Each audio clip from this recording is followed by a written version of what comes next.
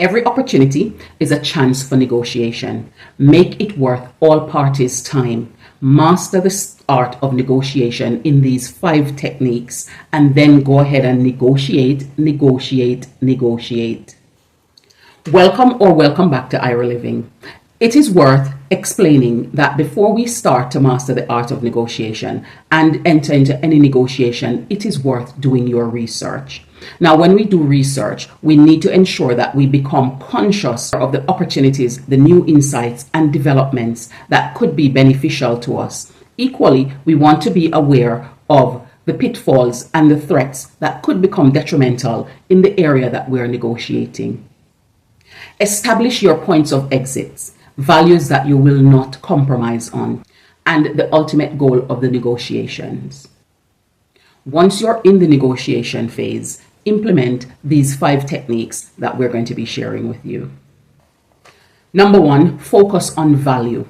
What is the value of your area of negotiation to you? What expertise do you bring and what value can you therefore add? So in other words, what are you bringing to the table and how is it going to be beneficial to the person or persons with whom you are negotiating? Because in so doing, you will be able to measure up how much value you are going to be getting, how much value they're going to be getting, and then be able to find a middle ground in your negotiation so that you can reach a consensus or an agreement without being in a position where you experience shortfall of value that you should be receiving.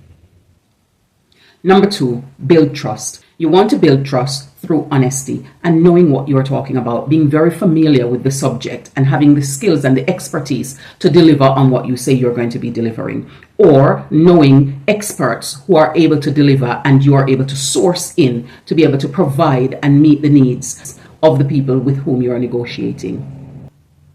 Ensure that you showcase quality, caliber, and prestige, and that you're genuinely an expert in the area that you're speaking, or you know the good work of others who are in this field and therefore will be able to provide prestige and quality, as you have said, so that this building of trust can continue in other areas.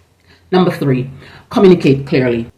In communicating clearly, state what it is that your goals are and then try to understand what their goals are that they want to achieve. Make it clear what you're bringing to the table and also seek to understand what it is that they are also bringing to the table and what you're both looking to go away having achieved, so that you're able to ensure that the conversations that are being hosted or that are being entertained are conversations that are going to showcase a win-win outcome for the parties that are within this negotiation. It's not only fair for you to seek out your win, but ensure that all parties are going to in some way benefit from the negotiations that are being held. Number 4, evaluate.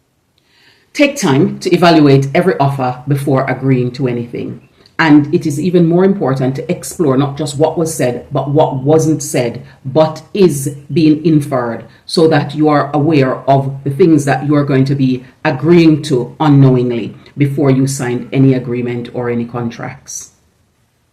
Give yourself a cooling off period so that you can focus on the things that need to be focused on and be able to prioritize each decision that you're making and itemize each of the different rules, regulations, and things that you're going to be agreeing to in any contractual arrangements that are being created. Number 5, maintain composure. So when you are in negotiation, you need to actively listen to understand their needs and at the same time have at the forefront of your mind what your needs are and how they are being met by the things that are being discussed. Be prepared for any outcome and be conscious of when it is time for you to withdraw your hand from the negotiations.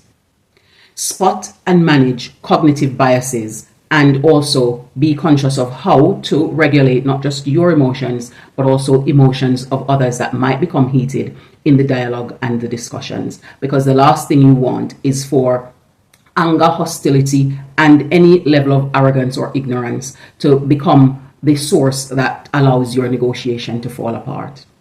Remember, negotiations are important and essential. You have your goals that you want to achieve. The other party have theirs. The art of being able to negotiate effectively is about mastering how each party get what it is that are important to them and having a point at which we are prepared to make compromise so that we can get what is important to us, and the other party can also get what's important to them. And both parties, or all parties in the negotiation, walk away feeling as though they have won in the negotiation process when we seek to understand and have a win-win idea and mentality when we are negotiating. Remember, financial literacy is revolutionary. It has transformed my life, and I believe that it can do the same to yours.